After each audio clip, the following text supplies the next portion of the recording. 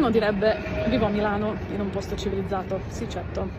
Ho appena assistito a una conversazione tra una signora e il compagno fidanzato nel tram.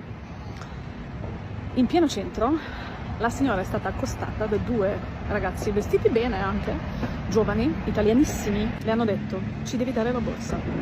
Puoi prendere tutto quello che vuoi dalla borsa, ma la borsa ce la devi dare. Lei li ha guardati, ha detto che ha pensato che se si fosse messa a discutere l'avrebbero pure aggredita forse, ma aveva un mezzo tacco piccolo e si è messa a correre verso una farmacia, è scappata in una farmacia. E questi si sono dileguati, però ragazzi era pieno giorno, mezzogiorno praticamente, in Viale Montenero, Milano, che non è esattamente ultraperiferia. Ecco perché le donne fra l'orso e l'uomo sceglierebbero l'orso. Sei la signora del racconto, empatia totale, sorella.